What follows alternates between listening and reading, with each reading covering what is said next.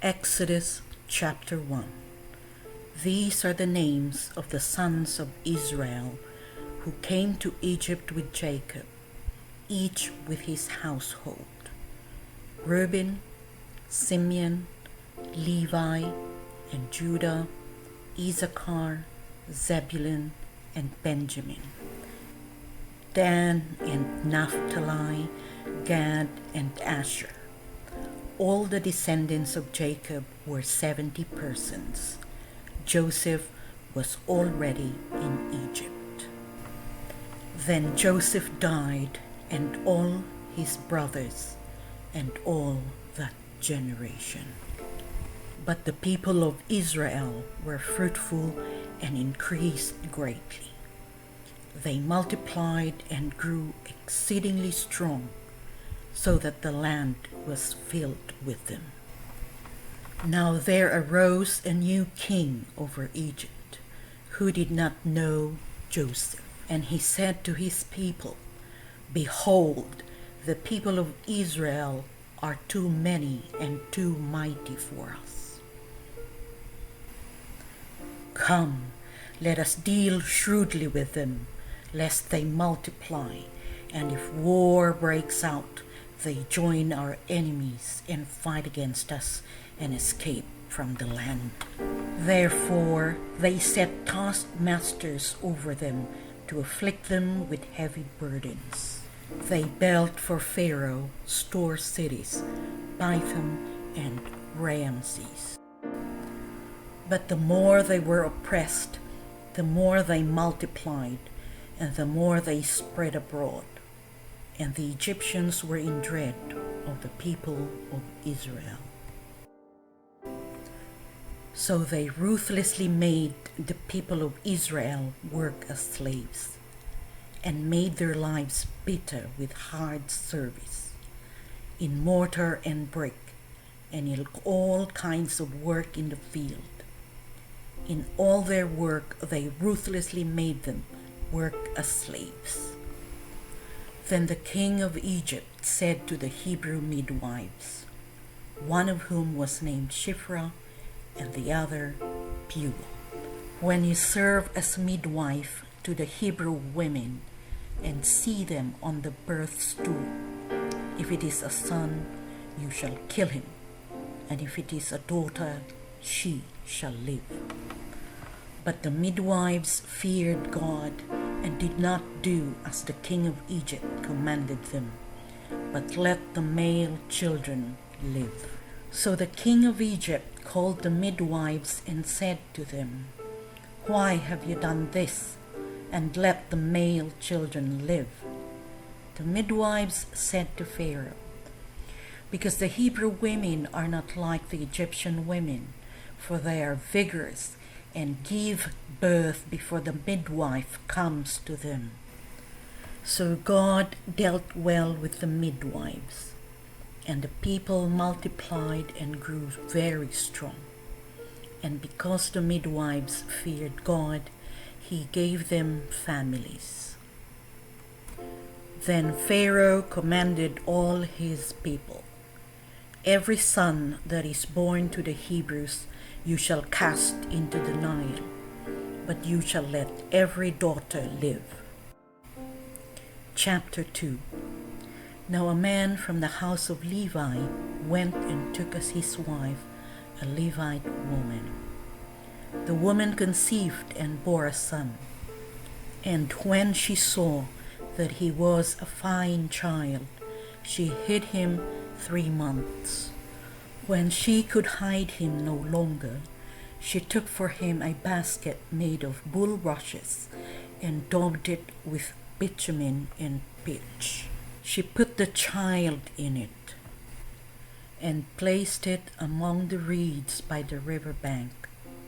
And his sister stood at a distance to know what would be done to him.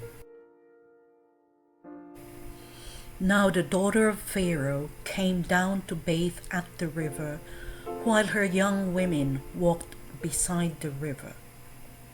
She saw the basket among the reeds and sent her servant woman, and she took it. When she opened it, she saw the child, and behold, the baby was crying. She took pity on him and said, "This is one of the Hebrews' children." Then his sister said to Pharaoh's daughter, "Shall I go and call you a nurse from the Hebrew women to nurse the child for you?" And Pharaoh's daughter said to her, "Go." So the girl went and called the child's mother, and Pharaoh's daughter said to her, "Take this child away and nurse him for me, and I will give you your wages." So the woman took the child and nursed him. And when the child grew older, she brought him to Pharaoh's daughter, and he became her son. She named him Moses, because, she said, "I drew him out of the water." One day, when Moses had grown up, he went out to his people and looked on their burdens, and he saw an Egyptian beating a Hebrew, one of his people. He looked this way and that, and seeing no one, he struck down the Egyptian and hid him in the sand. When he went out the next day, behold, 2 Hebrews were struggling together. And he said to the man in the wrong, "Why do you strike your companion?" He answered, "Who made you a prince and a judge over us? Do you mean to kill me as you killed the Egyptian?" Then Moses was afraid and thought, "Surely the thing is known." When Pharaoh heard of it, he sought to kill Moses. But Moses fled from Pharaoh and stayed in the land of Midian, and he sat down by a well. Now the priest of Midian had 7 daughters, and they came and drew water and filled the troughs to water their father's flock. The shepherds came and drove them away, but Moses stood up and saved them and watered their flock. When they came home to their father Reuel, he said, "How is it that you have come home so soon today?" They said, "An Egyptian delivered us out of the hand of the shepherds, and even drew water for us and watered the flock."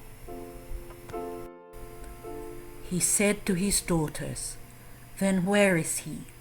Why have you left the man? Call him, that he may eat bread." And Moses was content to dwell with the man, and he gave Moses his daughter, Zipporah. She gave birth to a son, and he called his name Gershom, for he said, "I have been a sojourner in a foreign land."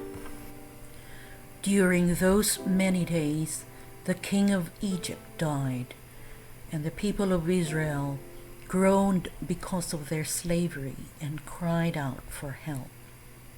Their cry for rescue from slavery came up to God. And God heard their groaning, and God remembered his covenant with Abraham, with Isaac, and with Jacob.